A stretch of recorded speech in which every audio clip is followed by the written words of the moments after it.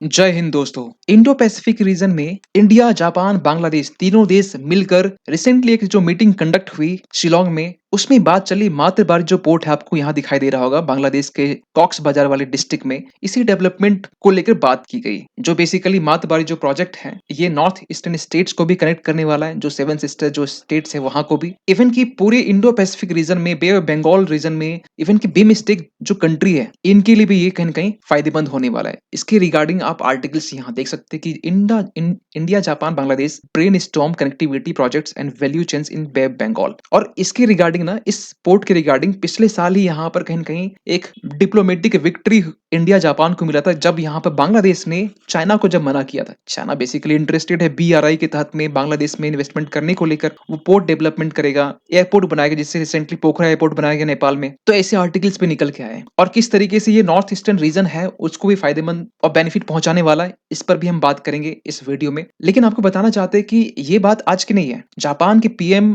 Kishida हमेशा से कहते आ रहे हैं कि मातबारी जो पोर्ट है, जिस तरीके से रीजनल इकोनॉमिक ग्रोथ के लिए इंपॉर्टेंट है, उसी तरीके से free and open Indo Pacific region की जो हम बात करते हैं, उतना ही ये इंपॉर्टेंट है। क्यों? क्योंकि आज के टाइम में जिस तरीके चाइना का अग्रेसिवनेस देखा जाता है साउथ चाइना सी में, उसके लिए free and open Indo Pacific की बात करना आज के कॉन्टेक्स्ट में सुटेबल है। सो कॉन्टेक्स्ट की बात करते हैं। कॉन्टेक्स्ट ये कि रिसेंटली एक India Japan intellectual conclave recently conduct किया गया। कॉन्क्लेव मीटिंग कह सकते हैं, छोटी मोटी मीटिंग। तो इसका चौथा एडिशन जब कंडक्ट हुआ, जिसका टाइटल था north east India Bangladesh and bay of Bengal region in the Indo Pacific.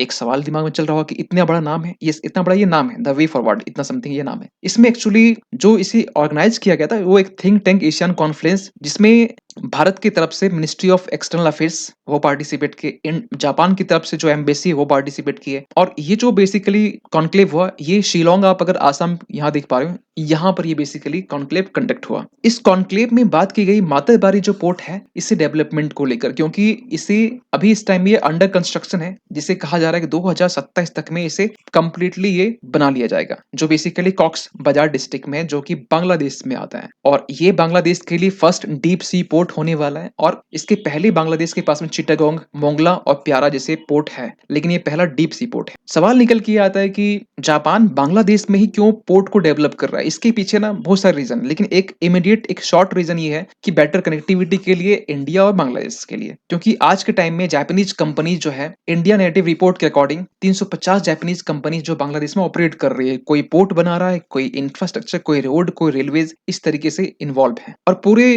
Port को लेकर अगर असिस्टेंस की बात करें, तो जीका जो है basically Japan international corporation agency, ये असिस्टेंस प्रोवाइड कर रहा है। जो कहा जाता है कि Japan is the largest foreign development partner for both north eastern states and Bangladesh. Japan जो है ना, ऑलरेडी नॉर्थ ईस्टर्न स्टेट्स के लिए बेटर कनेक्टिविटी के लिए, इंफ्रास्ट्रक्चर के लिए काम पहले से भी करता है। लेकिन इस बार जो है बेसिकली बांग्लादेश को भी यहाँ पर शामिल किया गया, ताकि बांग्लादेश के में पोर्ट डेवलपमेंट के जरिए नॉर्थ ईस्टर्न स्टेट्स हैं, यहाँ की कनेक्टिविटी और भी बेहतर हो सके। और जो लोग जीका के बारे में नहीं जानते, आपको बताना चाहते हैं, जीका वही कंपनी है जो बेसिकली एक फाइनेंशियल लीडिंग एजेंसी है, लैंडिंग एजेंसी सॉरी, जो दिल्ली मेट्रो में, या फिर रिसेंट की अटल सेतु की हम बात करें, अटल सेतु जो जिसे हम मुंबई ट्रांस हार्बर लिंक भी कहते हैं, जो इंडिया सबसे लार्जेस्ट ब्रिज माना गया है, जिन रिसेंटली जनवरी में पीएम मोदी जी की तरफ से इनॉग्रेट किया गया। ये भी 2 बिलियन की लागत में इसे लैंड किया गया है। लेकिन एक सवाल निकल के आता है कि इंडिया हमेशा से जब बांग्लादेश को यह कहता है कि आप हमें एक्सेस देते हो, क्योंकि नॉर्थ ईस्टर्न स्टेट्स के डेवलपमेंट के लिए, वहाँ इकोनॉमिक प्रोस्पेरिटी के लिए, ओवरऑल डेवलपमेंट के लिए जरूरी है, क्योंकि हमारे पास में एक सिंगल कनेक्टिविटी है, चिकन नॉक कॉरिडोर होके हम लोग जाते हैं, खासकर नॉर्थ ईस्टर्न स्टेट्स को लेकर। और ये भी यहाँ की जो टेरेन है, यहाँ की जो ज्योग्राफी है, इतनी अच्छी नहीं है कि हम लोग यहाँ से प्रॉपर तरीके से लॉजिस्टिक्स या फिर और भी चीज सप्लाई कर सकते हैं। इसके लिए हमने बांग्लादेश से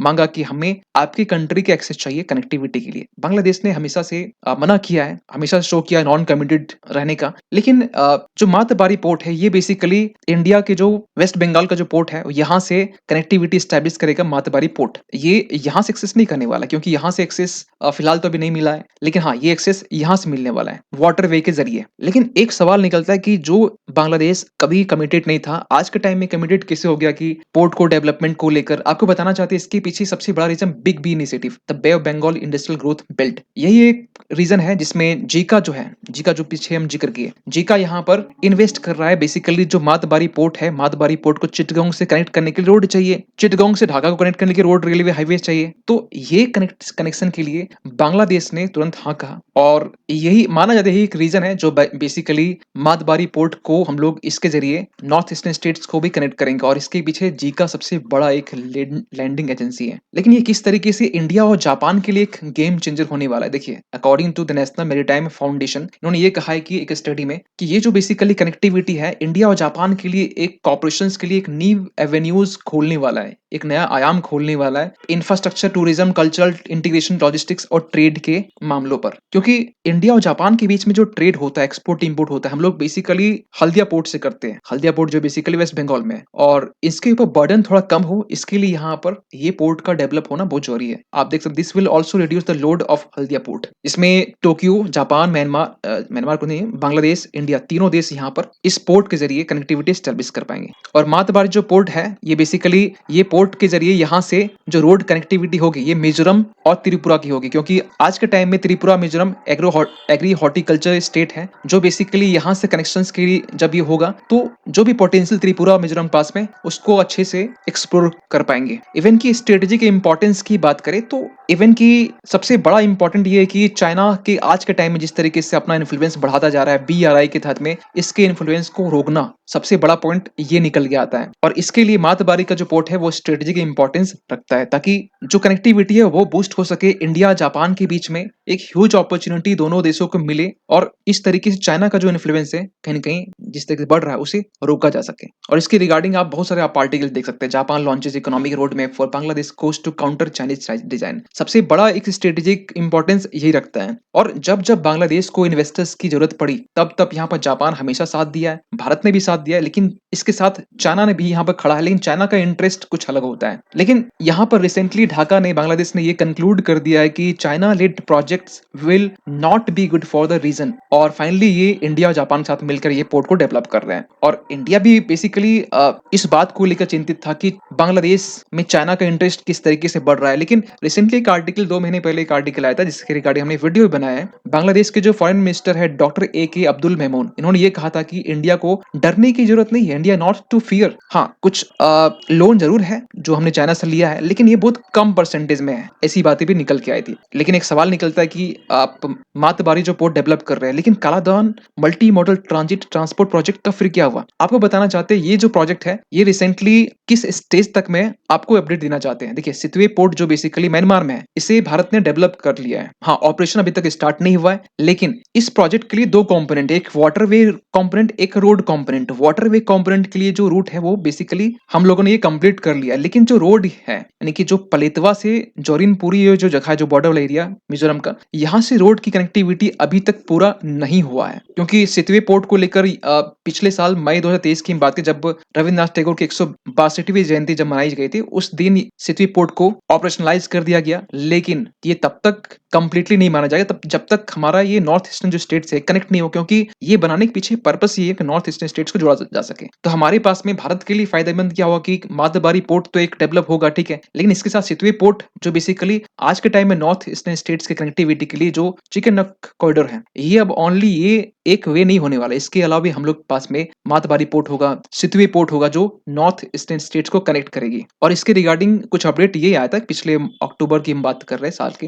1132 करोड़ की लागत की एक रोड जो बेसिकली मिजोरम से म्यांमार तक बनाने वाली थी ये भी कंप्लीट कहा जा रहा था कि नवंबर तक ये हो जाएगा। तो आप यहाँ पे इस इमेज में देख सकते हैं सितवे पोर्ट यहाँ पर है, पलेतवा से लेकर आपका जो जोरिनपुरी ये बेसिकली एक बॉर्डर क्रॉसिंग एरिया है, यहाँ से रोड बनानी है जो लगभग 62 किलोमीटर के आसपास में, ये अभी तक नहीं बन पाया ड्यू टू, आप समझ सकते हैं म्यांमार में जिस तरीके से कंडीशन आज के टाइम में डेमोक्रेसी नहीं है, म्यांमार में आज के टाइम में जुंटा का रूल है, जुंटा यानी कि म्यांमार की आर्मी का रूल है, तो एक सबसे बड़ा हर्डल तो ये बन जाता है। लेकिन मातबारी पोर्ट के जरिए कहीं ना कहीं भूटान जैसे देश को भी हेल्प मिलने वाला है। क्यों? क्योंकि भूटान ने भी रिसेंटली ये अनाउंस किया था जिसमें इंडिया ने भी अपने साइड से एक बड़ी मेगा प्रोजेक्ट का अनाउंसमेंट किया था कि 1000 स्क्वायर किलोमीटर में ग्रीन सिटी डेवलपमेंट को लेकर आसाम बॉर्डर के पास में। इसके रिगार्डिंग हमने वीडियो बनाया, आप जाकर देख सकते हैं। अल्टीमेटली हम ये कहें कि बिमस्टेक जो रीजन है, यहाँ के जो देश है, इनकी कनेक्टिविटी के लिए, ओवरऑल प्रॉस्पेरिटीज के लिए मातरबारी पोर्ट इंपॉर्टेंट होने वाला है। तो इन तमाम चीजों को लेकर आपका क्या मानना है? कमेंट कीजिएगा। मिलते हैं किसी अगली वीडियो में, तब तक के लिए थैंक यू सो मच।